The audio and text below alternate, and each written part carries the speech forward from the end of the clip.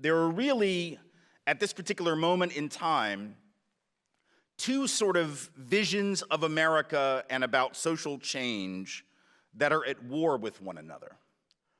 And these two particular visions of America and of social change are entirely incompatible with one another. They cannot coexist. One must die in order for the other to live. Make no mistake, there can be no compromise, there can be no playing nice. One must die in order for the other to live.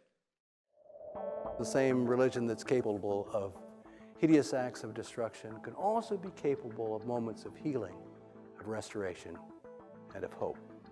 But educate a girl, and you educate her entire family. There is a sun within every person. When that anger sets in, write it. Write the letters, but don't send them. You never want to leave concrete proof of insanity.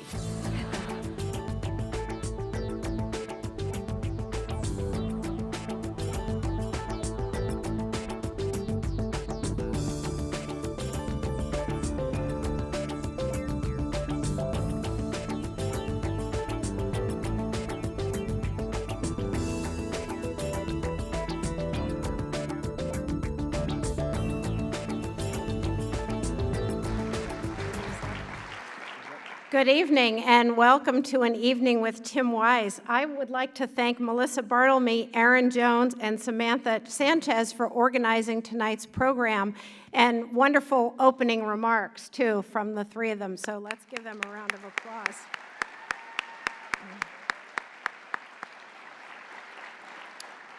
Tonight's event is part of the Resilient Love in a Time of Hate series sponsored by the Division of Student Affairs and the Multicultural Center.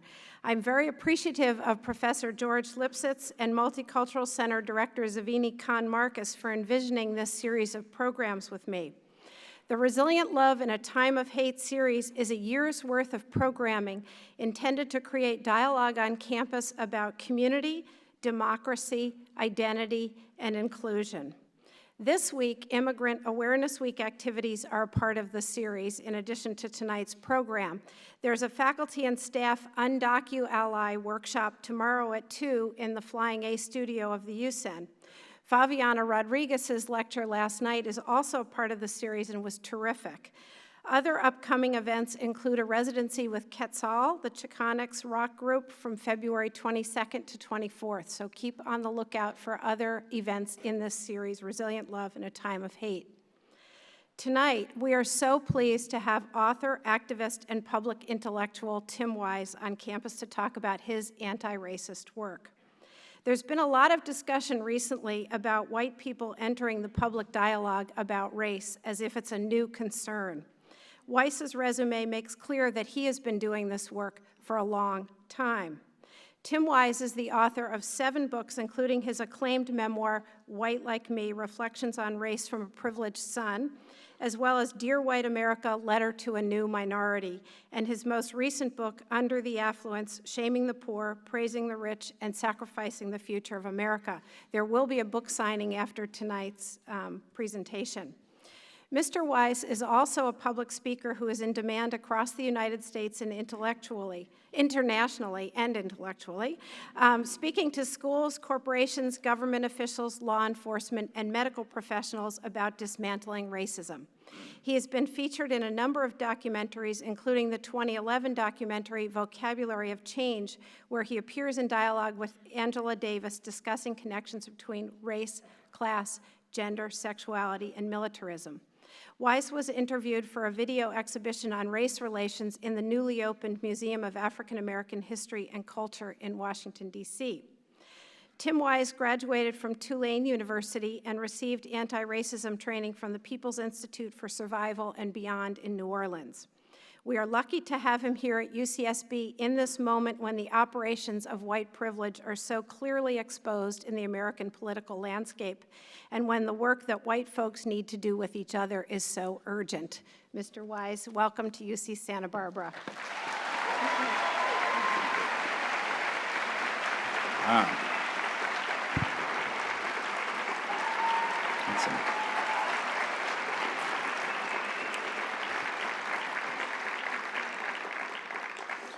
That's some crazy shit right there. That's a lot of people. And y'all are applauding. You have no idea what I'm going to say. That's not true. Some of y'all know exactly what I'm going to say.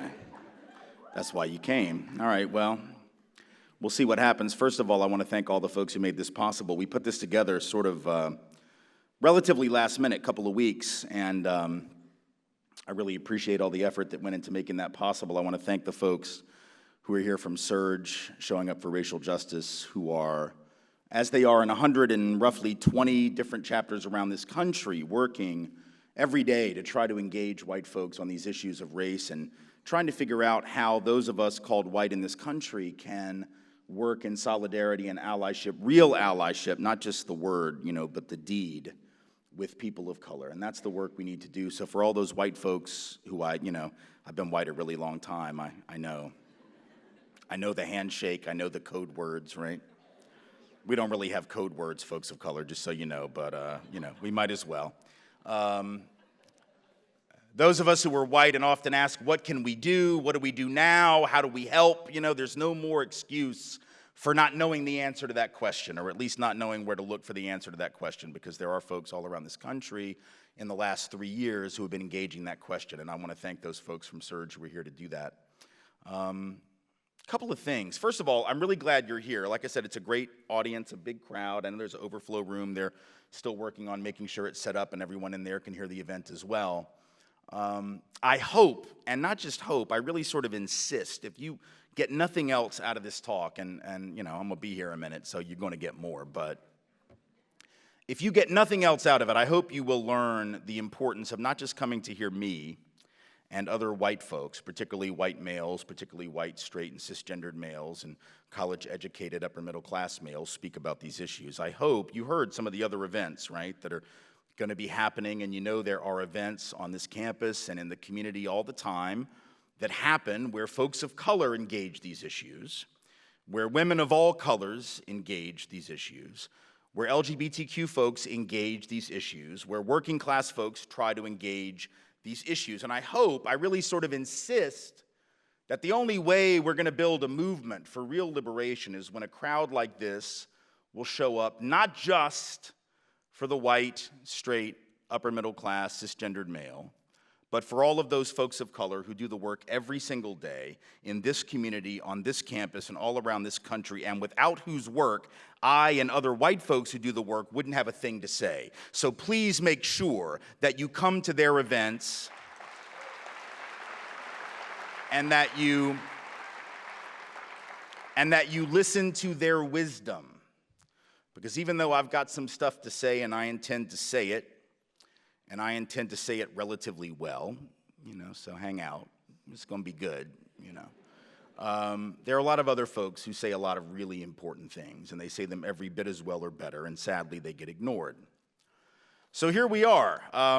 Little over 8 years ago, when Barack Obama was elected president, I remember, that very week, right, going out and speaking to folks, and remember getting emails like that week, I remember this one, all capital letters, red font, so it's going to be bad, right? All capital letters and red font.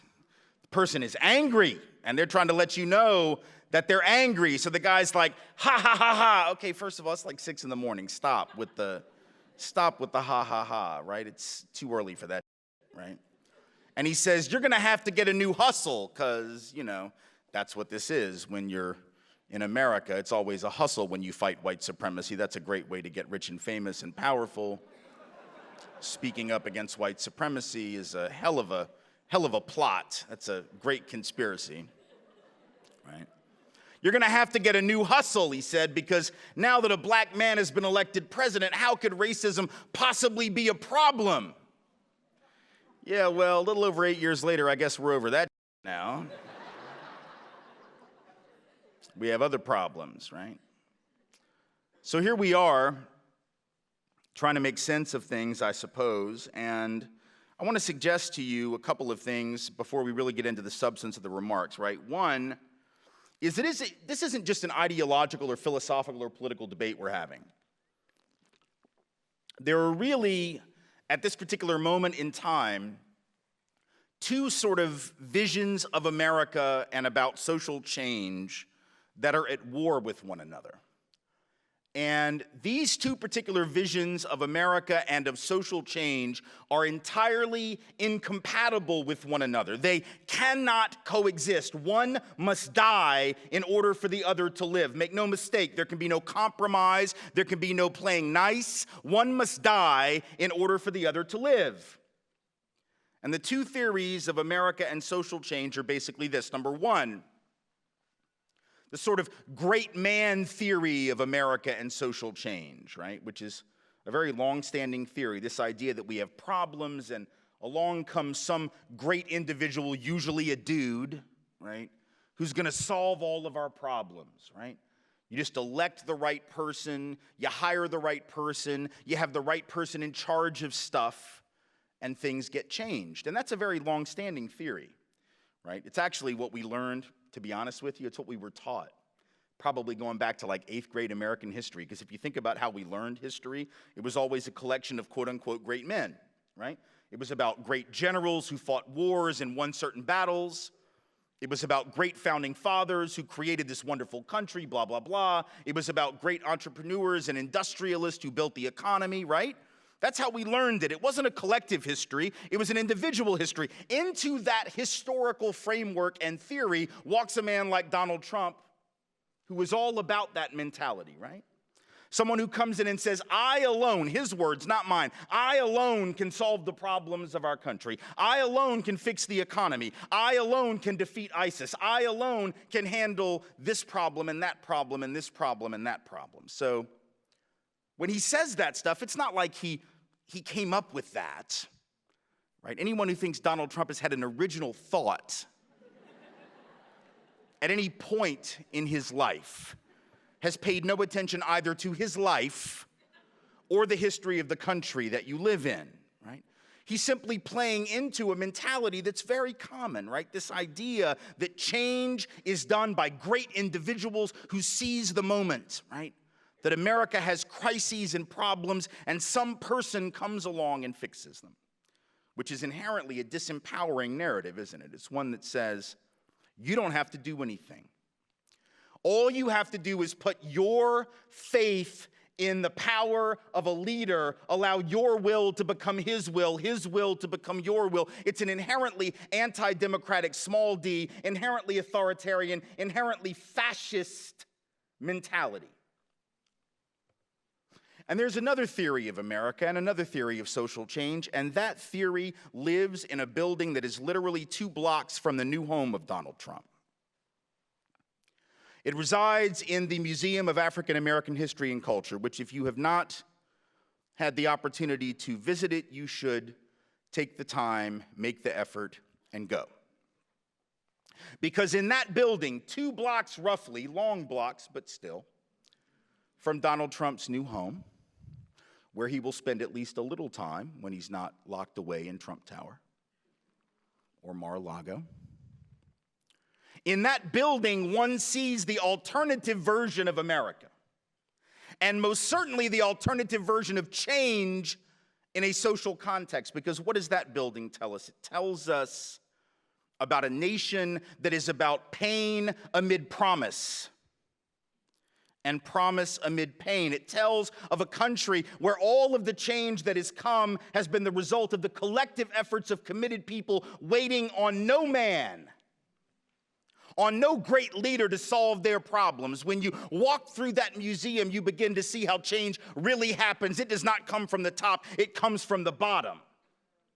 It comes from the people. You walk into that museum and you begin at the bottom level. They go down 10 stories and start at the bottom with the enslavement of African peoples and work up. It is both symbolic and more than that. It is suggestive of how history unfolds and how change happens, and by the time you get up there, several levels above, right, you begin to see how the collective change, everything that has made this country anything remotely worth defending or supporting has been the result of the collective action of people who would not settle for the great man, who would not settle for the great leader, who would not settle for the empty promises and the rhetoric of fools. And so you come into one part, and I don't want to spoil it for you, but tickets are hard to get right now, so it might be a minute before you get in, so I'm going to tell you what I have to tell you. There's a part where you come in, there's a statue of Thomas Jefferson. And it's dark. The lighting's about like it is in this room. It's on purpose, right? Statue of Jefferson, and behind him on the wall, lit up quite a bit better than his statue, right, is an engraving on the wall of words from the Declaration of Independence, which he wrote, of course, at least most of it. And the first part of that, right, all men are created equal, endowed by their Creator with certain inalienable rights. Among these, life, liberty, and the pursuit of happiness, right? And those words are lit up, and his statue is in the dark, and behind him is something even darker. There's like this structure, and you can't quite tell what it is when you first come in. It's like these sort of dark, looks like boxes of some sort, almost like the size of shoe boxes, and they're all painted dark, and you don't quite know what they are, and you get a little closer, and you begin to see that they're shoebox-sized bricks, basically, right? They look like bricks. They're intended to be bricks, and they all have names on them.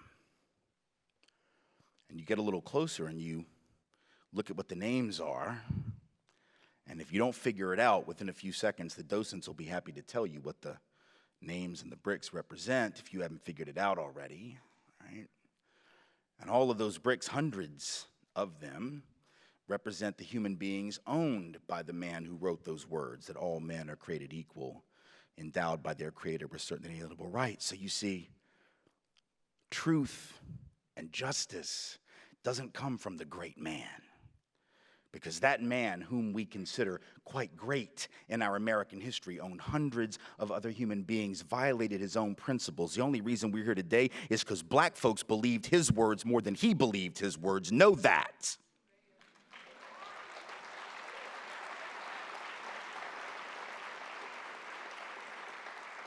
And then you move on, and you see some other things. There's an auction block from which human beings were sold by great men, quote unquote. An auction block on which we're told Andrew Jackson once stood to give a speech. Nat Turner's Bible is there. There's an axe handle that used to belong to Lester Maddox, segregationist governor of Georgia. He used to, before he was governor, run folks out of his restaurant with an axe handle who were black. And you're reminded as you walk through this place, Emmett Till's casket is there. You're reminded of something very important for us right now, and never forget it. And what is that lesson? That lesson is that folks of color have been overcoming bigger and badder than Donald John Trump for a long time. And if you think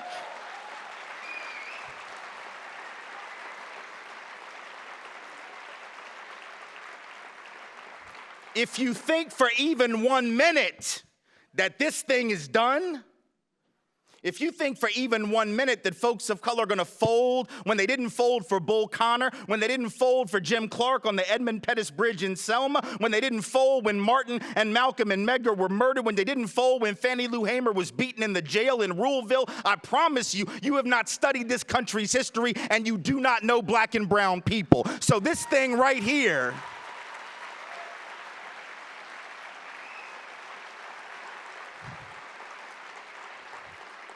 this thing right here is just beginning. This is not the end of anything, it's the start. So welcome to the resistance, and here we go.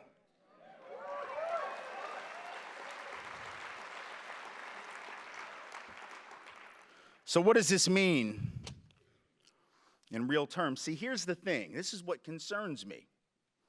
Having said everything that I just said, I also importantly want to point out that this is not about Donald Trump. It's just a recent manifestation of some really old. You know, if you saw the SNL skit like the week after the election, right? Chappelle and Chris Rock on the show, right? These white folks up in their crib in Brooklyn were all freaking out.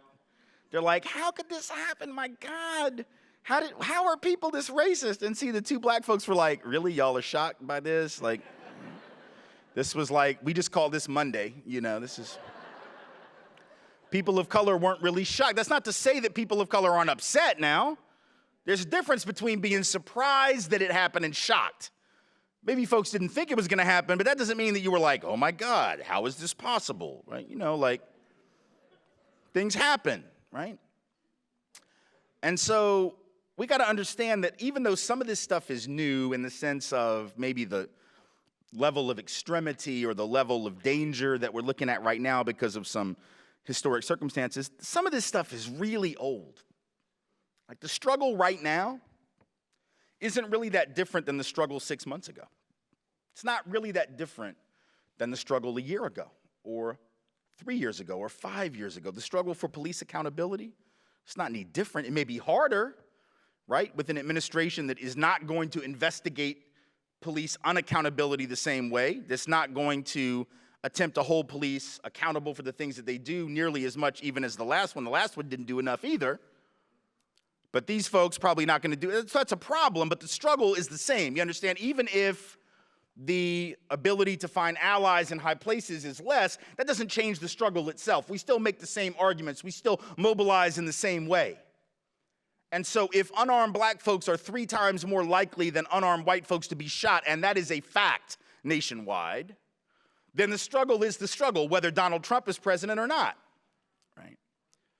If racial profiling is such that people of color are 3 to 4 times more likely to be stopped and searched for drugs, even though white folks are twice as likely to have drugs on us on the occasion when we're searched, and that's a fact, the struggle is the same, whether Donald Trump is the president or not. So some of this isn't really new, and I want us to understand that because I don't want us to get knocked off stride by the idea that the struggles are now the result of this administration. This stuff has been going on for a very long time. Most importantly, and here's the really key thing, right? The very election of this man, based on the rhetoric and the narrative that he spun, is America 101. Because if I had to explain to you in one phrase the history of this country with regard to race and with regard to class, this would be the phrase. The whole history of America is the history of rich white men telling not rich white people that their problems are caused by brown and black people. That is the whole history of America. All the rest, as they say, is commentary, right? It's all footnote from there, right?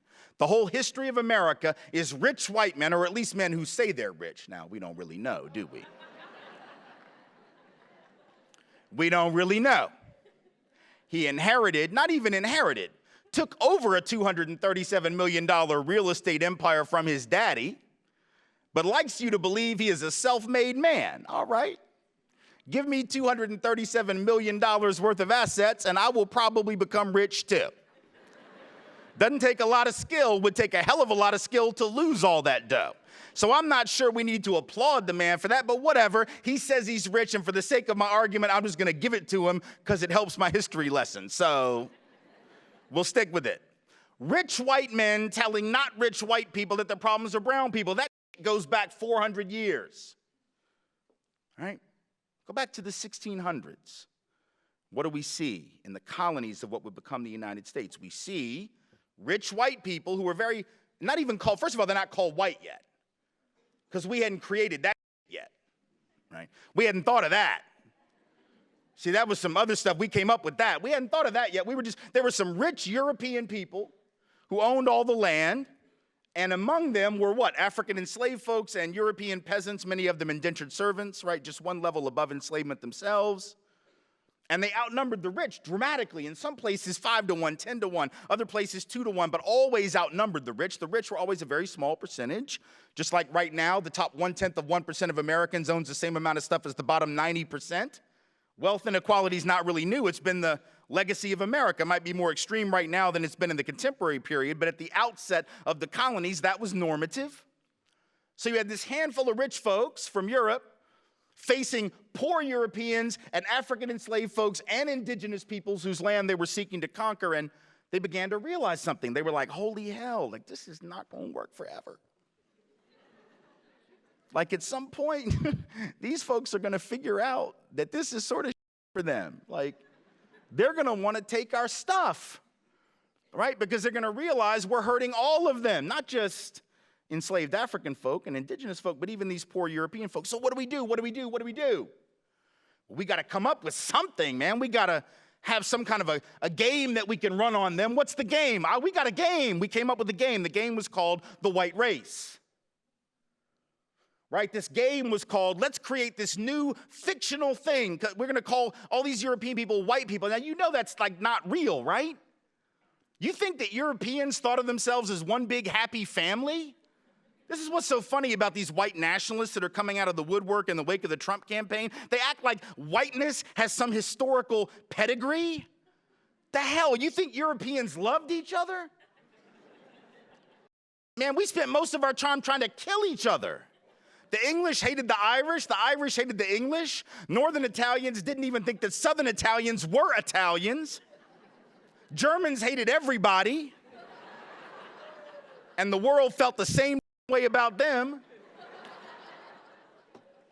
Europeans spent most of our time trying to kill each other, or in the colonies of what became the United States, trying to figure out who the witch was. That's the history of Europeans.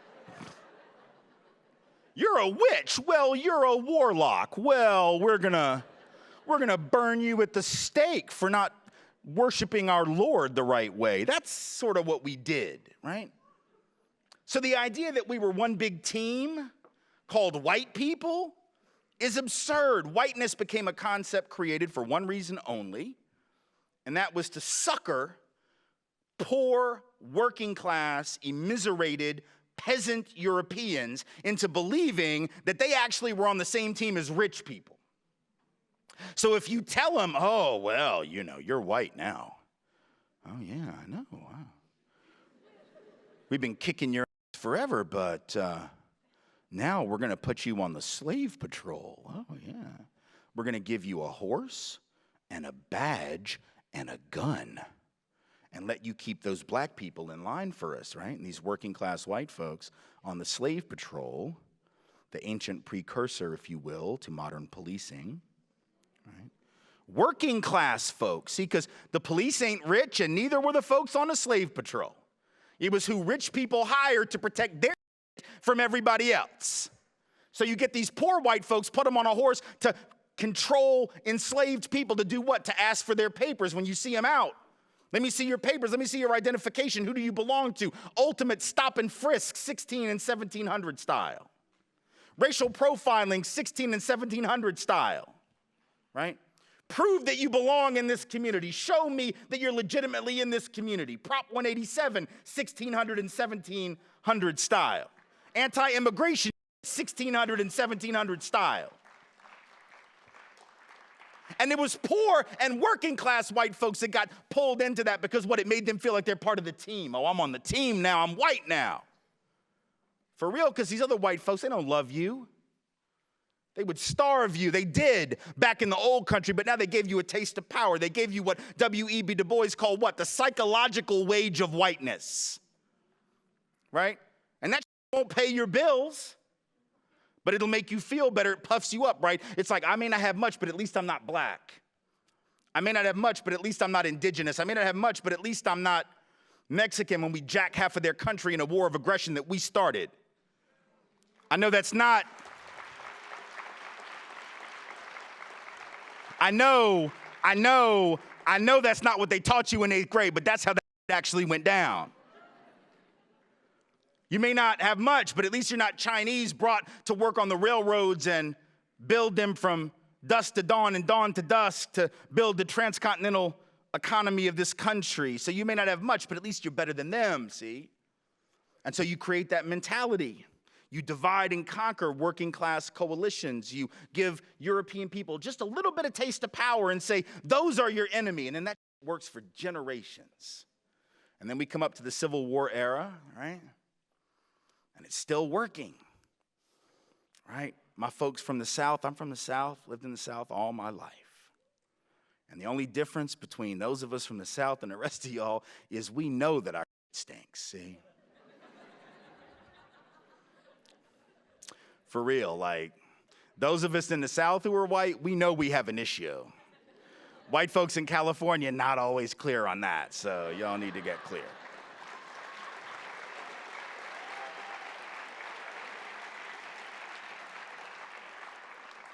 So the Confederacy decides what? These elite, rich, white landowners in the South decide they got to break away from the Union. And they made clear why they did it now. 150 years later, we lie about it. My people lie about it. We act like it wasn't about slavery. Oh my goodness, no. Wasn't about that. It was about states' rights. Well, what right do you think they were fighting for, Buttercup? Do you think they were fighting for the right to determine the proper recipe for a mint julep? The proper way to smoke a pork butt?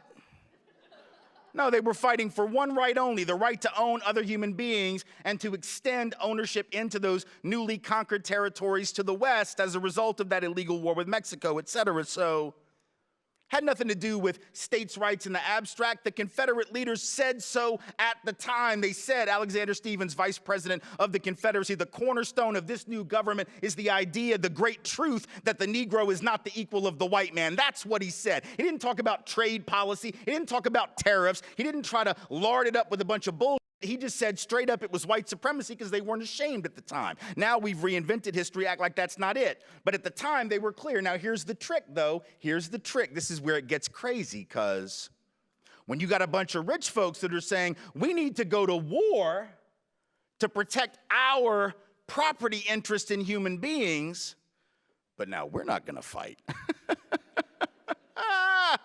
Because rich people don't go to war. Rich people not going to fight, whether it's in 1861 or in 1969. Rich folks don't go to war. Rich folks get doctors to write bullshit notes saying they have heel spurs so they don't have to go to war. And if you don't know who I'm talking about, Google that shit when we're done. Rich people don't ever fight to protect their stuff. Rich people don't believe in fighting. They believe in getting poor people to fight for them. Every time, every year, every generation, it's poor folks that get sent off to fight and die for rich folks' stuff. And so the rich in the South sent poor people, but how do you do that? How do you convince poor white people to go fight to protect your property interests in slaves? That's a tough trick, right? Because why would you do that, right? Like, why would you go fight for a rich person's property? Like, I'm not rich, but I got a nice house. And for those of you who were students, just because, like, you're students, I probably got more than you. So even though I'm not rich, right, I'm just saying, like, probably, because I've been a little older. I've been around a minute. So if I were to call y'all up on the phone next week because there was, like, an enemy army invading my block or some shit, and I was like, hey, y'all, look, there's an army. They're coming. Yeah, they got tanks and they're about to take my stuff. But I don't feel like fighting because I just want to sit out on the back porch and have a drink. Why don't y'all come and protect my stuff for me? You'd be like, yeah, I like the speech and all, Tim, but no. Like, that would be it. Like, you wouldn't do it. But these poor Southerners and working class Southerners without a pot to piss in the South, they went and fought, and hundreds of thousands of them died to protect the property of the rich. Why? Because the rich said, hey, if these folks get free, they're going to take your job. No, fool. They already have your job. You get that, right? Because if you're white and you got to charge $1 a day to work on that farm, but the owner can get the black guy or the black woman to do it for free because they own them, guess who gets the gig? The free labor, right? Because people like free, right? Given a choice between free, don't cost me anything, and $1 a day, guess what? The white guy didn't get the job. So in effect, white poor folks would have been better off to help overthrow the system of enslavement and white supremacy and work for a better economic deal. But rich white people held out that psychological wage of whiteness that said you may not have much, but at least you're above them. And then folks settle for that. Fast forward to the labor union movement. Same thing was happening. You had rich corporate owners that actually collaborated with some union leaders in many cases to keep unions segregated. Now that's interesting, isn't it? Why would a labor leader fall for that? Right? Because you got to think about it, but they did, because they would say, oh, well, we can't have We can't have black people and Mexicans and Chinese labor in our unions. It'll reduce the professionalism of the working class. No, fool. It'll double the size of your union, right? Which is sort of a good thing. Like when you go out on strike, it'd be good if you had more people, not fewer. Just like a math problem, you know. And also because if you don't bring people of color into your union, what's the boss gonna do? The very boss that encouraged you to fight amongst yourselves, that boss is gonna hire the very same black and brown folks that you didn't want in your union to replace your happy white ass. And then you're gonna get mad at who? The boss? No, you're gonna get mad at the black and brown labor who, quote unquote, took your job. See, some shit doesn't change. Rich white folks telling not rich white people that their jobs got taken by people of color. Fast forward to the present, we got somebody swearing that if we can just build that wall, just build that wall, but just that one wall on the southern border, because we don't trip about this one. We just trip about this one, not that one. We're not worried. I guess we're not worried about crafty Canadians trying to figure out how to sneak into this country to take advantage of our superior health care. Right. We're just worried about these folks. But it's not about race. Remember, it's not about race. It's just about legal and illegal, even though 40% of the people in this country who were, quote unquote, undocumented didn't even cross the border. They're not undocumented at the time they cross any border. They came on legal visas, be they work visas or educational visas, overstayed those visas. A disproportionate number of those are not, in fact, from south of that border. They are overwhelmingly disproportionately from places like Canada, like Europe, not from Mexico, Central and South America, but we scapegoat some and not the others because, again, it's about rich white folks or presumptively rich white folks telling not rich white people that their problems are brown.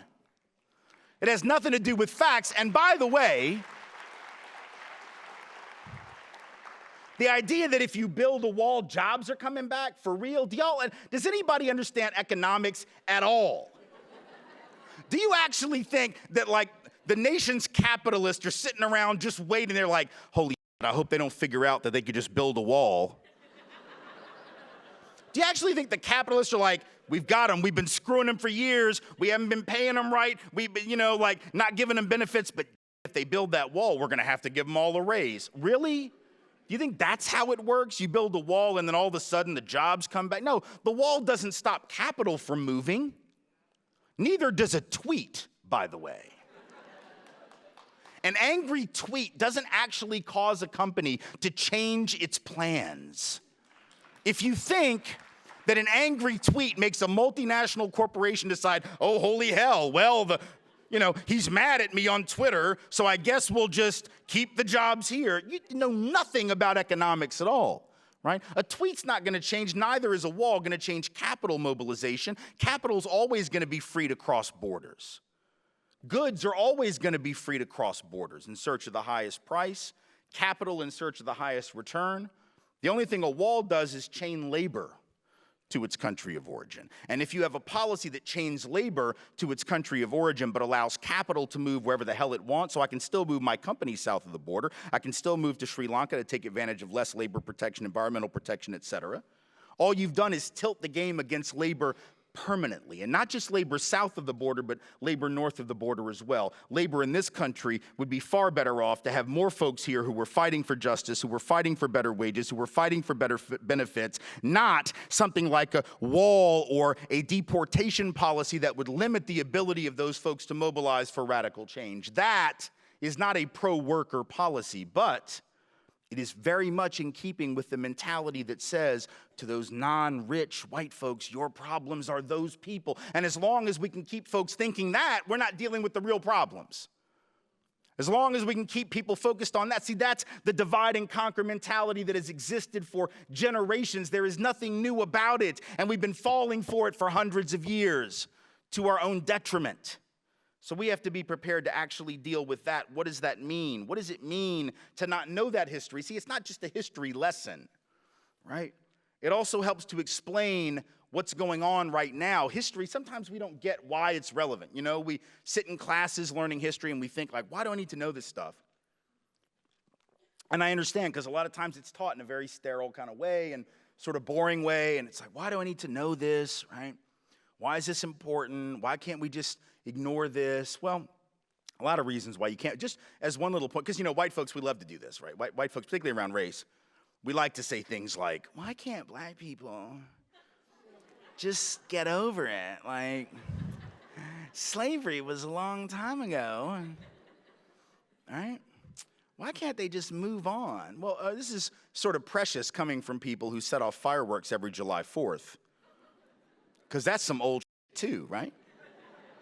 Like Independence Day, that didn't happen last week, right? We didn't break away from the British last Thursday. That's some old shit. But we're still celebrating that. So when it's stuff that makes us feel good, we love it. When it's stuff that makes us feel better than others, superior, like we're the greatest people in the greatest country ever struck off from the forehead of God Almighty, oh, we'll remember that forever. We just don't like the stuff that brings us up a little short, makes us look a little less than superior, maybe not quite as good as we'd like to believe. If you don't understand why the past affects the present, particularly around issues like enslavement, putting aside the inheritance of wealth and the lack thereof, part of which is certainly an explanation for why currently the median white wealth is 15 times the median African-American wealth and 11 to 12 times the median Latino wealth. Certainly that has something to do with history, who had access to resources and who didn't. But putting aside that, let's just understand something. The only reason Donald Trump is president right now is because of a little thing called the Electoral College, which was put in place by folks. See, we got this revisionist history that we've been spinning for the last couple of months about the Electoral College. Oh, you know, it was put in there to prevent tyranny. For real, you think? Do you really think that? Because I don't think that. Right? That might have been one of the things that folks were concerned about, but it was also put in because folks like the folks in Virginia, in the bigger slaveholding states, right, didn't want direct democracy or anything even remotely like it because it would have hurt them because so much of their population was not enfranchised, right? So much of their population in some areas, 40% or over half of the people in some of those slaveholding states were what? Disenfranchised, counted as 3/5 of a human being, not considered people. And if you had anything remotely resembling direct democracy, those states would have been harmed by that. So in fact, the Electoral College was in part a compromise with slaveholding states, states who were dependent upon enslavement as a mechanism of economic development so as to improve their political position vis-a-vis non-slaveholding states. So if you don't understand how slavery, because this is the point, right? Even if you don't think racism was key to Donald Trump's own campaign, which, you know, suggests to me that you might have been asleep for the last several months, even if you believe that, understand that racism in the 1700s, white supremacy embedded in the structure of the country at the founding of the country is most definitely implicated in his election because without the obeisance to the Electoral College, without that compromise, we know he would not be president right now. So that is why we have to think about the past, and that is why the past affects the present. See, inertia is not just a property of the physical universe. It is also a property of the socioeconomic and the political universe that we have to address. And it's important for us to address that as a systemic matter. See, this is the other problem. We talk about race and racism, right? That I think we got to move through if we're going to be effective. Because ever since the election, it's been very, you know, it's easy, I suppose, for people to, and they ask me this a lot, and you've probably, you know, sort of come up upon these kind of conversations where people are, you know, do you think Donald Trump's a racist? Donald Trump a racist? Are all of his supporters racist? All of these are the wrong questions, right? It isn't really about whether he's a racist or whether his supporters are racist or not. I would never, first of all, assume that all of anybody's supporters are anything, right? I mean, that would just be ignorant. I would never say like, oh, the only reason you would ever vote for Donald Trump is because you're a bigot. Look, not only are not all of Donald Trump's supporters racist, not all of Hillary Clinton's aren't racist. Let's be clear about that. And in fact, in 2008, look, in 2008, I remember there were polls that came out like a month before the election, right, where something like 28% of white Democrats who said, and I assume they were telling the truth, that they were going to vote for Barack Obama in a month or 6 weeks or whatever it was. 28% of white Democrats 6 weeks out from the election said, yeah, I'm going to vote for that guy, but they acknowledged to pollsters that they still believed at least one, if not several, racist stereotypes of black people to be true. So what does that mean, right? It means like, yeah, I don't like a lot of them, but that one's okay. right? That's racism 2.0, but it's some updated software, but it's running on the old mainframe. It's some of the same old, you just sort of repurposed it, repackaged it. But if I believe that the larger group is dysfunctional, the fact that I carve out an exception for one guy, right, or a handful of people doesn't change that it's still racist. So this isn't about like, oh, this person is awful and this person is great, and these people are awful and these people are great. We're all a mix of awful and great. It's the reality, right? We've all been conditioned to be racist and to be sexist and to be classist and all of this stuff, right? We've been hit with that stuff ever since we were kids, so none of us are completely free from that. The idea that we can divide ourselves into like the racist and the unracist is just nonsense, right? It's not about that. It's like, if we ask if Donald Trump is a racist, it's sort of like asking if a drug dealer is also an addict. I don't know. And I don't care, right? It's like with Donald Trump, it's like, I don't know if he gets high on his own supply, but I know what he's selling, right? So at some point, whether or not he's a racist, if he's actually manipulating on the basis of race, if he's using race and racial resentment and racial anxiety in order to get elected, the action is racist. It's not about somebody's core character. And this is something that the right has been manipulating for a very long time. Go back to 1981. There's a audio recording. You can Google this and listen to it yourself. 1981, Lee Atwater, who was for a long time, probably before Karl Rove, the most prominent conservative Republican consultant of the modern era. He had worked for Reagan, he worked for George H.W. Bush, he worked for all the sort of leading conservative Republican candidates through the 80s and into the 90s. He has since died of cancer, but before all of that, before he got sick, when he was still very much embedded in Republican conservative politics, 1981, there's an audio tape of him where he actually admits this as a strategy, right? He actually is on the tape saying, listen, back in the 1950s, you could say, and it's the N-word, I'm not gonna say it. He says it in the tape like 3 times. He says it over and over and over again. And then he says, but by the 60s, late 60s, you can't say that word anymore. It gets you in trouble, so you start using other words like states' rights and crime and welfare, right? And taxes. Right? And he says, and now you're getting so abstract, it sounds like it's all just about economics, but the real purpose and the point here is that black people get hurt worse than white people. So he's admitting, this isn't me saying this about right-wing folks. It's not me saying like, that's what they're doing, right? It's not Ian Haney Lopez, the author of Dog Whistle Politics, saying this is what they're doing. It's the guy who's actually originated the theory and the practice who's saying, yeah, this is the that we do. We just make up words and make up concepts, and we sucker people with these ideas to actually hurt black folks. That is what we do.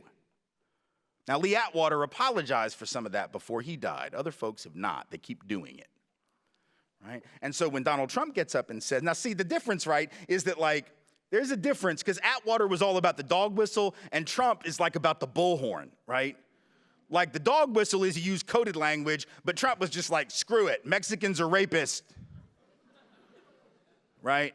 And we're gonna stop Muslims. He didn't really learn all Atwater's lessons. Like Atwater been like, dude, just like, could we talk a minute? Like you're not really doing this right. Like you need to pull back. But by the end of the campaign, he was learning, right? He would talk about when he would address black folks, right? Of course, he never actually addressed black folks. He would go into white suburbs around black cities and talk to white people about black people. So he went to the suburbs of Milwaukee and had an all-white audience where he talked about the inner city, which is just interesting phrase, right? Because we haven't used that phrase to describe urban space in like 25 years. So he's still stuck in a mentality of, 25 to 30 years ago. He's like, the inner city is full of carnage and it's falling apart. Everything's terrible. You can't walk out the street without getting shot. Now, at the time, remember, everybody said, oh, you know what he's trying to do? He's trying to signal to people that he really cares about the black folks. He's trying to signal to those suburban white folks who might want to vote for him, but they're sort of like, oh, I think he's racist, that he's not because he cares about the black. That wasn't what he was doing, right? What he was doing by reminding white folks about how dangerous and dysfunctional and pathological and horrible black folks in the city were was he was reinforcing their stereotypes and saying to them, I'm the one that can solve this problem. He wasn't signaling concern for those communities. He was and he was lying. He was lying because, in fact, violent crime in this country, including in black communities, is roughly half of what it was in the early 90s. That is a fact. And you can look it up and you can argue with him and he will ignore it because facts are fungible to him. And yes, there's been an uptick in the last 2 years in about half of the large metropolitan areas, but the other half, there's been no increase or even a decline in violent crime. Overall, violent crime down. Violent crime even in Chicago, a third below what it was in the early 90s. Violent crime in Los Angeles, 40% below what it was in the early 1990s, or 50% below. Crime in Washington, D.C. at a level it hasn't been seen since 1965. Black male homicide rates lower today than they were in 1950. Now that is what is factual, but we don't want to know about that because we want to paint certain communities as inherently dysfunctional, out of control, filled with carnage, because then we can turn our will over to the great man who can solve all those problems. How? Because he says we're going to do stop and frisk. We're going to turn the police loose, just like we did in New York because it works so well. Stop and frisk, he says, works so well in New York. Did it really? No, it didn't work. First of all, it's unconstitutional as hell. That's why it was thrown out. But more importantly, it didn't work at all. 88% of the people that were stopped were people of color, right? And only 6% of the people stopped even got a citation for jaywalking,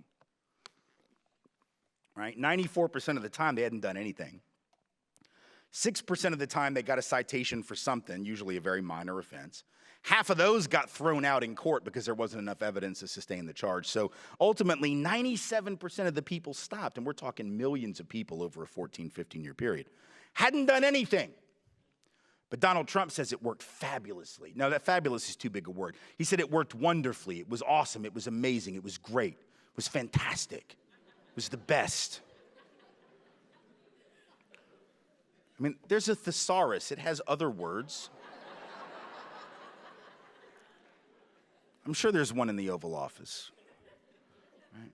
He says, it was great, it worked wonderful. It didn't work because hardly anyone was guilty of anything. The theory was it was a good way to get drugs off the street. Well, they only found drugs in 1.2% of all searches. It's not very effective. They actually found drugs more often on the white folks they searched than the black and brown folks they searched. So in other words, the hit rates were better when you stopped white people, but they kept stopping black and brown folks disproportionately. So that's some pretty crime control, right? Tells you that the war on drugs ain't about drugs, right? But actually, we know that, right? Like, I know that, because if the war on drugs was about drugs, I don't know who'd be giving this talk to you, but sure as hell wouldn't be me. Because I don't think they let you Skype that in from prison. And I can tell you this now because the statute of limitations has expired and they can't touch me, but... Right? Oh, Jesus, don't applaud that. Like, what is that? Like, oh, white privilege, drug use, awesome. I'm gonna go get high tonight. Don't applaud that. That's horrible. I mean, it's a laugh line. It's not an applause line. Jesus, right? But it's true, right? So 1.2% of the time they found drugs, not a very good anti-drug strategy. The other folks, like the chief of police who brought the program in, said, oh, it's a great way to get guns off the street. Really? Okay, so in the 9 years that were under review in the court case on stop and frisk, they had 4.5 million stops under review over the 9-year period. You know how many guns they found out of 4.5 million stops? They found 4,500 guns. Do the math. It's 1/10 of 1% of the people whom they stopped actually had a gun on them. I could do better at finding guns in New York by just walking down the street and randomly tagging people, right? Just like walking up and being like, you got a gun? You'd be like, yeah, I got one right here. I'm sure I could find like at least 0.2 of 1%, just like flipping a coin, like just randomly pointing people out, paintball, some shit, right? That's not a plan. It's not about crime control. It was about black and brown people control, right? That's what this is. So we have an individual who, whether or not he is racist isn't the question. It's about whether or not the policies, the practices, the procedures, the systems that he would put in place would further racism That's the issue. It isn't about personal stuff, right? It's about systemic stuff. And we need to understand it that way also for the sake of the people that did vote for him, because we got to have two things that happen from here on. We got to have radical honesty, which means we got to call bullshit when it needs to be called, and we got to name things when they are, in fact, fascist and authoritarian and racist and, things of that nature, and sexist and all of that. We got to call it what it is. But we also have to have some radical empathy, and this is harder. Radical empathy is harder. It's way hard, right? Radical honesty is just about truth-telling, and, that's sort of easy, particularly if you're already sort of radical. The honesty part comes easy, because you can just be like, I'm just going to bust it off and tell you what's real. But the empathy part's harder, and it's particularly hard, I think, sometimes to be empathetic or empathic to people who empower the likes of the current president and do so in a way sort of maybe perhaps unthinking about what the consequence. And we've seen that, right? Because there's people that are like, well, wait, you're going to cut off the Affordable Care Act? What? Like, don't do that. Well, he told you he was going to do that. Like, why are you surprised? Like, well, I didn't think he was serious. Well, that's like going to a pizza party and being like, now, I hope y'all aren't planning on having pizza. Because I came for the spaghetti. All right, fool. It's a pizza party, fool. What the hell you think they're going to have? He told you pizza. You're going to get pizza. If he tells you, of course, people were like, well, I just thought he was going to cut the Obamacare, not the Affordable Care Act.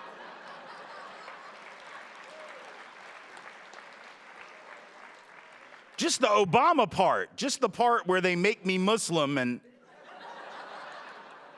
issue me a passport from Kenya or whatever the hell that part was. That's what I thought that, But it's hard, right? When people do stupid, it's hard to be empathic. But here's why we have to be, because there are a lot of folks who fell for that. And let's be clear about it. We can joke about it because it's some stupid. But at the same time now, we have to be real about the fact that there's some folks who got suckered, yes, but you can only sucker people who are in pain. If I'm confident, if I'm in a good place, you're not going to fool me, right?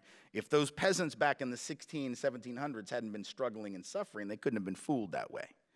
If those poor white folks in the South hadn't been struggling, they couldn't have been fooled that way. If those folks on the labor unions hadn't been struggling, they couldn't have been fooled that way, right? We don't act on our best impulses when we're in a bad place.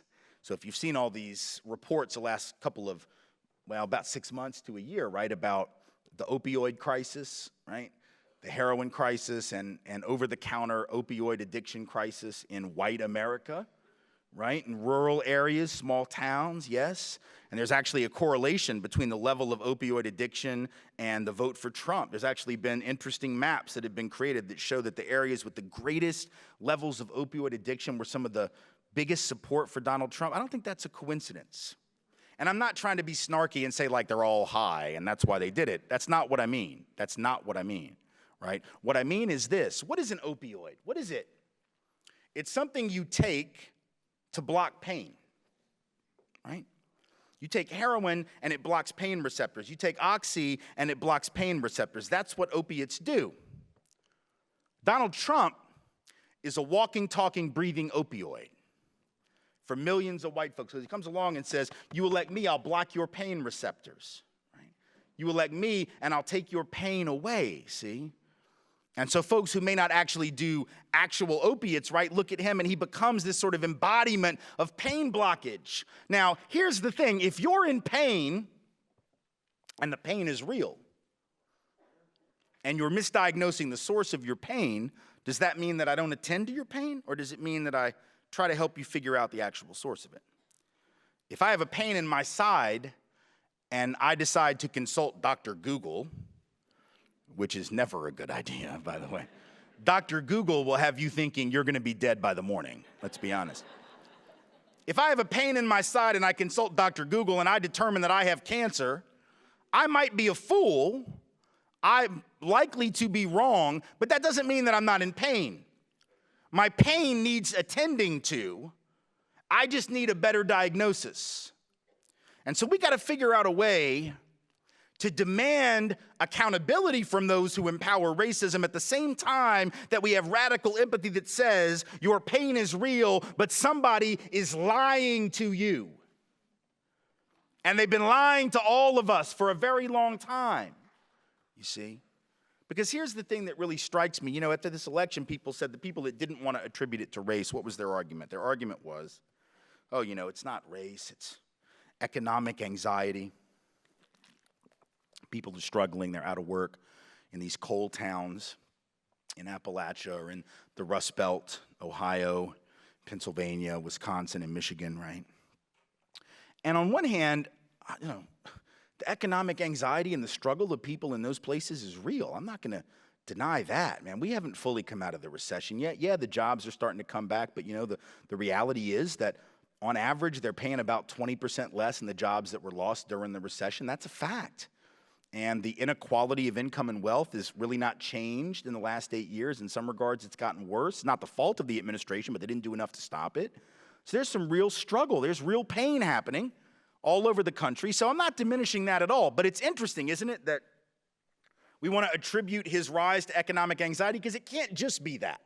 Is it that? Yes, but it can't just be that. How do we know? Well, it's real simple, because black folks are still twice as likely to be unemployed as white folks, even when they have a college degree. African-American folk with a college degree, 88%, almost twice as likely as white folks with a degree to be unemployed. So if it was just about economic anxiety, black folks would be flocking to Trump, because they're the ones even more likely to be out of work. Oh, you're going to bring the jobs back? Well, then I'm down for that. But that didn't happen. Latino folk with a degree, 50% more likely than white folks with a degree to be out of work, but they didn't flock to Trump.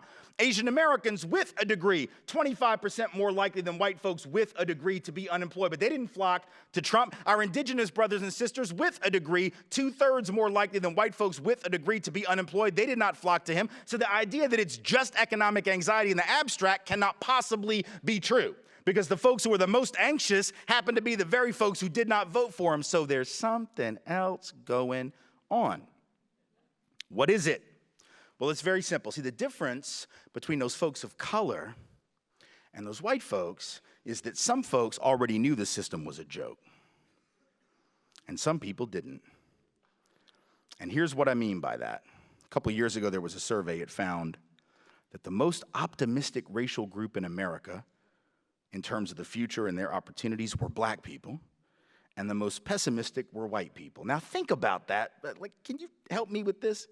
White people were the most pessimistic, even though we were half as likely to be unemployed. We were 1/3 as likely to be poor. We had 15 times the net worth of black folks on average, 9 years more life expectancy, half the rate of infant mortality, half the rate of low birth weight children. In every single category of well-being, we generally had twice as much of the good stuff and half as much of the bad stuff, but we were still like, yeah, the wheels are coming off of this thing. Everything's going.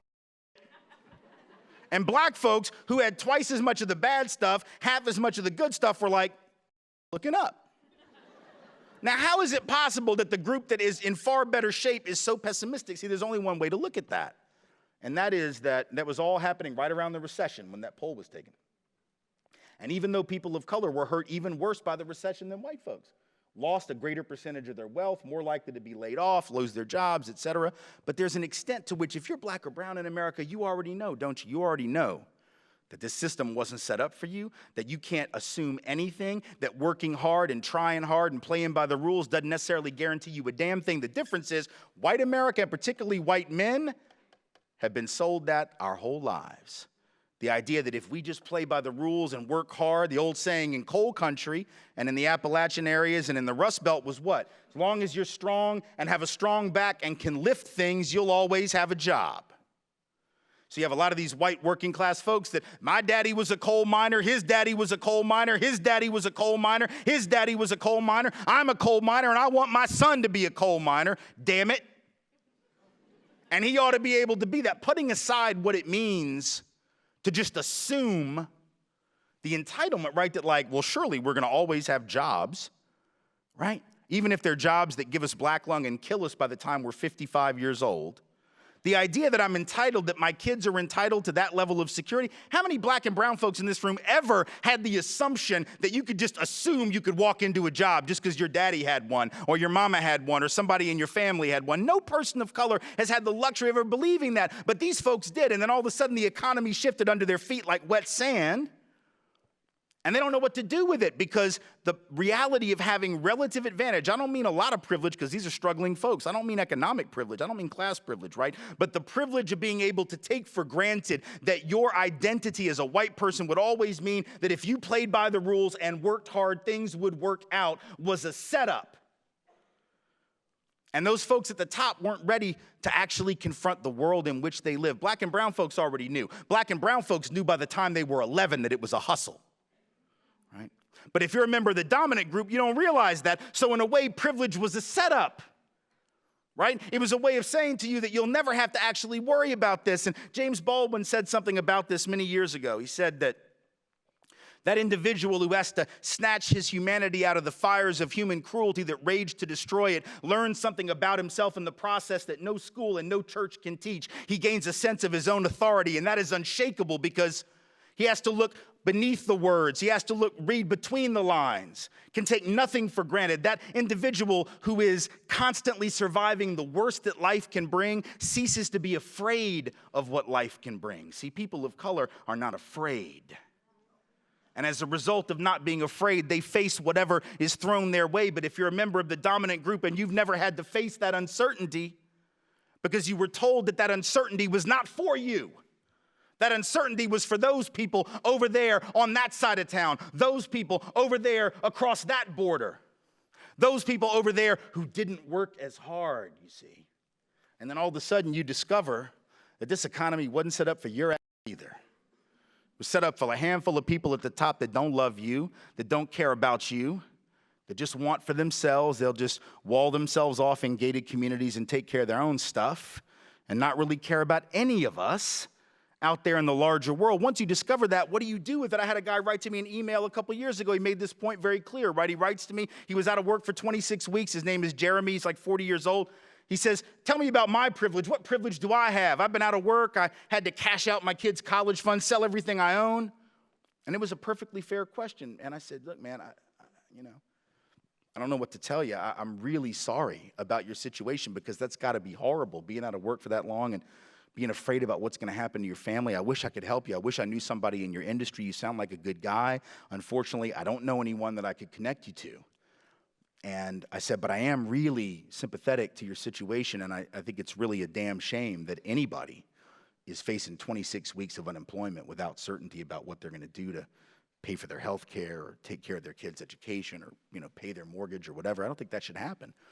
And because I was kind to him, he was kind in response, and we ended up having a dialogue. And I said, look, man, all I got for you is an analysis. That's all I can offer if you're interested. And I didn't really expect him to say that he was, because I figured, like, this dude's unemployed and pissed. He's like, an analysis? What the hell? Like, if I were him, I'd be like, screw you with your analysis. But, but he was like, whatever, I got nothing else to do today, so give me your analysis. I'm like, all right, here it comes, So I said, here's the thing, man. When you wrote to me, it was interesting. Your email said, and this is what he said, this wasn't supposed to happen to me. Very specific, right? He said, I did everything right. I played by the rules. I worked hard. I, worked over the weekends. I didn't take vacations. I came in early. I left late. All this blah, blah, blah stuff about how hard he had worked. And I said, Jeremy, when you say that, even though I don't think you meant it this way, it sort of comes across as this mentality of expectation and entitlement. What you're saying is, I deserve better. All these other poor schlubs on the unemployment line, they didn't work as hard as me. So even though you may not mean it to sound that way, it comes across like you're separating yourself from other people. And I just find that fascinating because it says to me that you didn't understand what some of those other folks knew for the last 20 or 30 years since they were 11 or 12 years old, right? Which is that it happens. You just didn't think it could happen to you. You didn't think that you could be facing this level of unemployment. Black and brown folks always knew that they could be facing this level of unemployment because it isn't new for them at all. It's been a constant. What does it mean that you were able to envelop yourself in a bubble of obliviousness all of this time? What it means is that your privilege, even though you don't see it right now, has come back to bite you on the. And so now we better ask as a country, what we're going to do about a system of privilege and inequality that is coming back to bite all of us on the.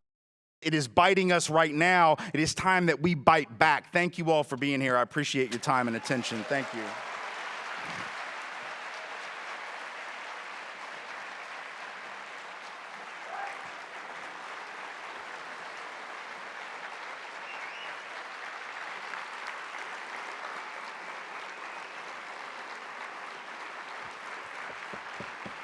Thank you. Thanks.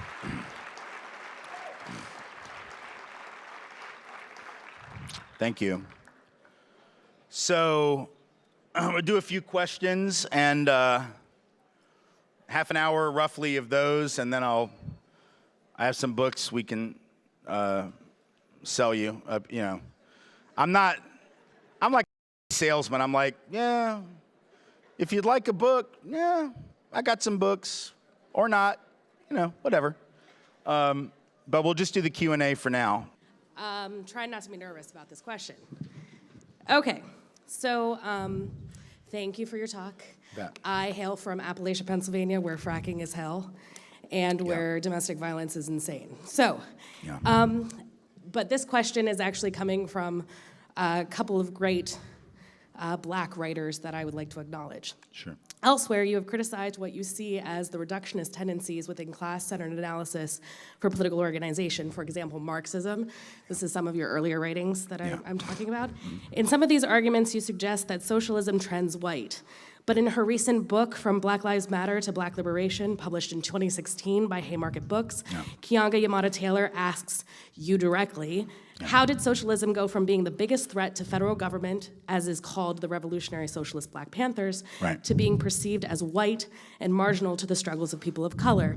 And I would like for you to respond to this, to Taylor's question, understanding that the life work of Cedric J. Robinson, our late great professor of Black Studies and Political Science here at UCSB, his life work from Black Marxism to Forgeries of Memory and Meaning, insisted that people of color have also been engaging Marxism intellectually as well as organizationally for quite some time, and white people have to catch up. Oh, indeed, absolutely. No, and I appreciate the question. And Taylor's book is genius, and she's a genius, and I really appreciated her particular work and that book. Indeed, I mean, I mentioned Du Bois earlier. He was a black Marxist, and there is a long tradition of black and brown Marxism, not only in our country, but around the planet. In fact, I would say that most of the really deep and important socialist thinkers disproportionately actually have been people of color. So let's be clear about that. My critique of modern Western Marxism, and that is to say the kind that manifests in our country at the moment, because that's all I'm talking about. I'm not talking about Marxism in a theoretical sense when I issue that criticism.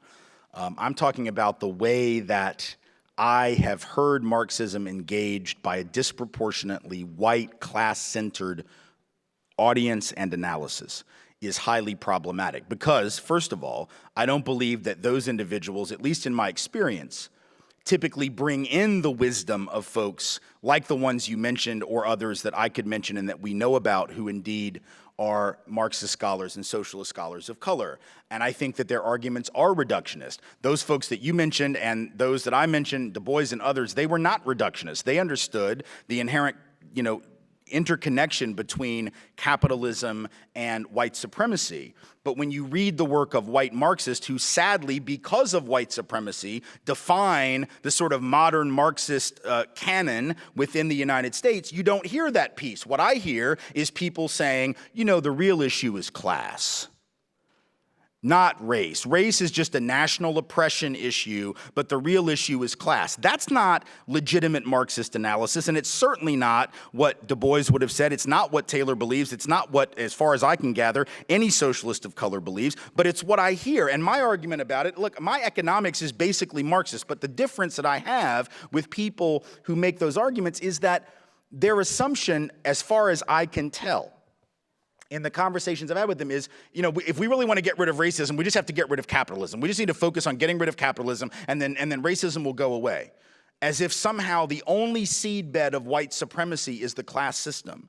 But in fact, there are other seedbeds of white supremacy. And I don't have time to go through what all of them are, but I mean, some of them are on the church walls that people attend every Sunday, right? There are other things other than just class and competitive economics that create the incentives for things like white supremacy. And not to mention, I would argue, if we're thinking about Marxist analysis, right, this idea that the working class has false consciousness and will ultimately come to consciousness as a result of whatever it is, consciousness raising, of organizing, of understanding the inherent contradictions of the class struggle. Okay, fine, let's assume all of that is true. And I'm not denying that it might be. I would argue slightly different than a traditional Marxist, particularly a traditional white Marxist, which is the arguments that I hear mostly in this country, right? This idea that somehow if we just talk about class, we will be able to build working class coalitions. My analysis and my understanding of this country is that, in fact, the thing that prevents us from building working class coalition is indeed things like white supremacy. So if we don't engage white supremacy at the outset, if we do not centrally focus on that, there ain't gonna be no class consciousness. I remember, starting off when I started doing this work, and the first thing I did out of college was do this work against David Duke in Louisiana when he was running for the US Senate and governor of Louisiana in '91. And Duke, for those who don't know, were like lifelong white supremacist, former head of the largest Klan group in the United States. And I remember Marxist friends of mine, I mean like really committed, like SWP, Trotskyite friends of mine who were like, we just need to go into the union halls and tell these people, and these were all white folks, right? We just need to go in and tell them that, the rich are manipulating them and that they should join with their black brothers and sisters, and then they won't vote for Duke. I'm like, yeah, good luck with that, because I don't think that's gonna work. Yeah, it'll work. Well, it didn't work. And the reason it didn't work was because those individuals were so bought into the psychological wage of whiteness, right, that the idea that you could just go talk class interest with them wasn't gonna matter, for the same reason that people vote against their class interest and vote for a guy who says, I'm going to kill you by getting rid of your health care. I have a gun, I have it pointed at your head, and I'm going to pull the trigger, and you will vote for me anyway. So then the question is, if we're gonna build working class consciousness, which I deeply believe in, right, and which every socialist of color has always believed in, we have to, I think, realize that white supremacy, in Marxist terms, is the transmission belt of false consciousness. That is the thing that actually creates false consciousness in white working class people. So it's not that I disagree with Marxist theory about certain aspects of social change. I'm just trying to invert the cause and effect a little bit and to say that rather than viewing getting rid of the class system as the key to getting rid of white supremacy, I would argue centrally challenging white supremacy is going to be key to getting rid of the class system. And that doesn't mean rejecting Marxist theory. It just means tweaking it from its general sort of focus on dealing with class to the exclusion of race. And so I have absolute respect for Marxist scholars of color, primarily because I think they get this. But Marxist scholars who are white, I often find, do not. And I'm not saying there aren't exceptions to that, but I'm saying that generally speaking, there's a tendency to try to say, let's not talk about race, and let's not talk about gender, and let's not talk about sexuality, and let's not talk about let's just talk about class, and that will be sufficient. And I just find that to be both ahistorical in the extreme and almost entirely irrational and indefensible from either a philosophical perspective or a practical one. But so I'm not at all opposed to the analysis of Marxist scholars of color. I just have a problem with the white version of it. So let's be clear about that. But thank you for the question. Thank you very much. Next question, please. Hello. My name is Evan Quash. I'm a first year here, and first I want to say thank you for coming out. I've been a huge fan of yours for years, your authorship and your work as a whole. My question is, since you yourself have had the luxury of attending an integrated school with the high black or person of color representation at a young age, and you were able to develop a sense of radical empathy and understanding, but unfortunately due to de facto housing discrimination and redlining throughout this country, that is not a reality for many white Americans in this country. Right. So therefore, how do anti-racism activists such as myself work to create a sense of radical empathy and understanding within white Americans?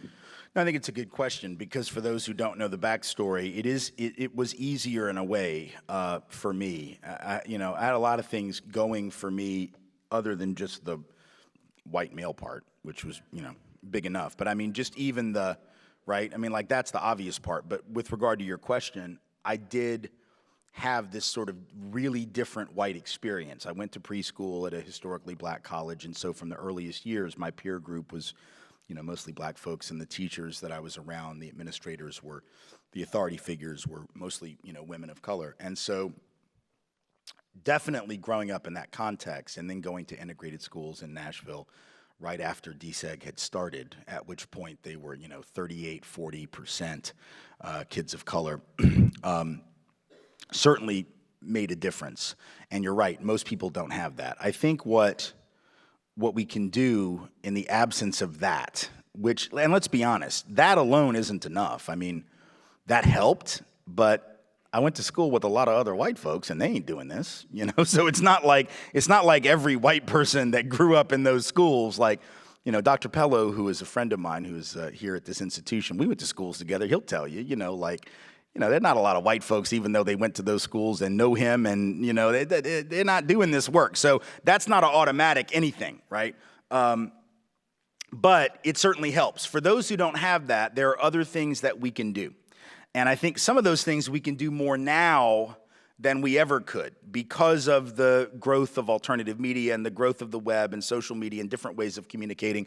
There's now access to so much more information. Back then you would really, even 20 years ago, 15, even 12 years ago, maybe 10 years ago, you would really have to put in some pretty significant labor to come up with information that could even sort of apprise you of a different narrative. If you didn't have the growing up experience, you were going to have to really dig. You were going to, 20 years ago, when I've been doing this work for 26 years, you were going to have to go and find books and go to the library and, and I mean, there's nothing wrong with doing any of that. We should do all of that. We shouldn't rely only on the internet for our information, God forbid. But the reality is that now you do have some access to the narratives of other people. You have access to the truth as understood by people whose truth has been ignored for so long.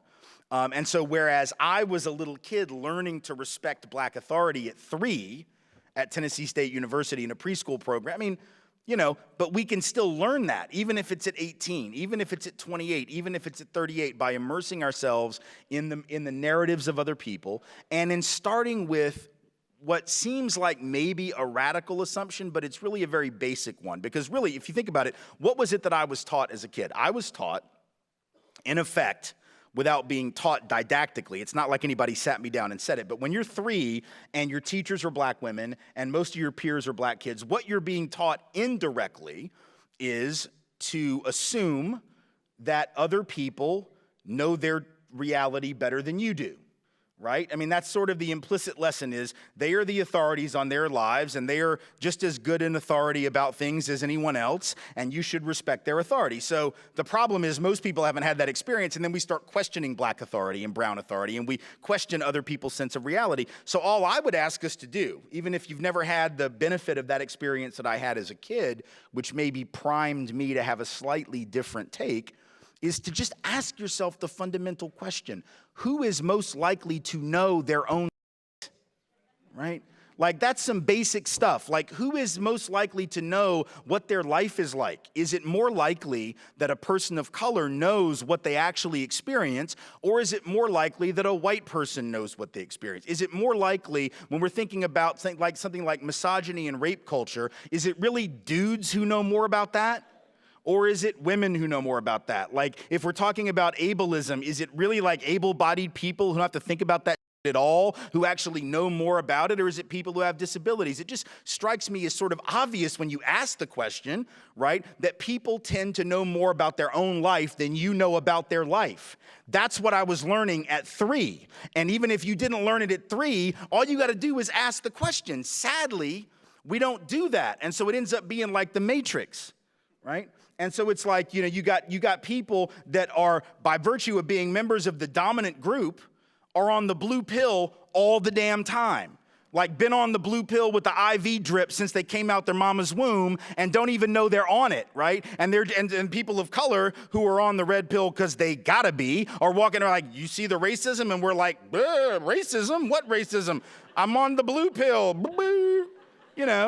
I don't have to know anything. And then women are like, don't you see the misogyny? And guys are like, no, blue pill. And I know blue pill and guys mean some different. I realize that. in the modern pharmaceutical era, but that's not the blue pill I'm talking about. I'm talking about not Pfizer, I'm talking about the Matrix. Right? For those of us who are straight and cisgendered, it's like, well, I'm on the blue pill, and LGBTQ folks are like, don't you see the straight supremacy? Don't you see the transphobia? And we don't. And even good people, right, can miss that stuff, because if you're not required to know certain things, you won't know them. So all I ask people to do is just start with that. It's really not radical, but it comes across that way to some people. Start with the assumption that when it's not your life that we're talking about, that other people probably are the best arbiters of what's happening to them. Doesn't mean they'll always get it right, because look, we can misperceive things. People can misperceive a comment, misperceive a look, misperceive their treatment, and get it wrong. But the problem is, white America has a history of just assuming that people of color are completely irrational when they bring up these issues. And I think that, and that's what we know is true, because you can look at the Gallup polls from '63, and 2/3 of white Americans in '63 told Gallup that black folks were treated equally in America in housing, education, and employment. That's before the Civil Rights Act was even passed.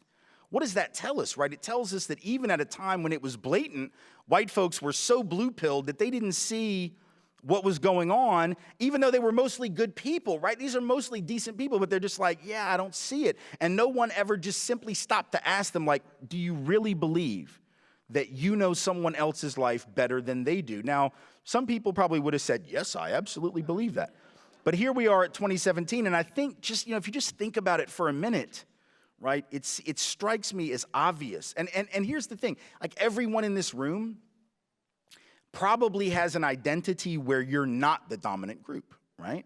So think about it just on that level, right? There's very few people that are just dominant group members, right? Very few people that have like 8 categories of privilege. Most of us are a mix, right? So you might be white, and you might be male, and you might be straight, you might be cisgendered, but you could, you could be disabled, or you could be a religious minority, or whatever. You might have 7 dominant groups, but you might have a non-dominant group. And so think about the one where you're not the dominant group, and think about what it feels like when someone tells you that you don't know what the hell you're talking about the category that you're not the dominant group. Feels like, right? So then actually maybe relate that to the experience that other people are having. And I think that might be one way, to break through some of this stuff. Not a guaranteed way, but at least a beginning way to open that conversation. So thank you. Thank you. Yeah.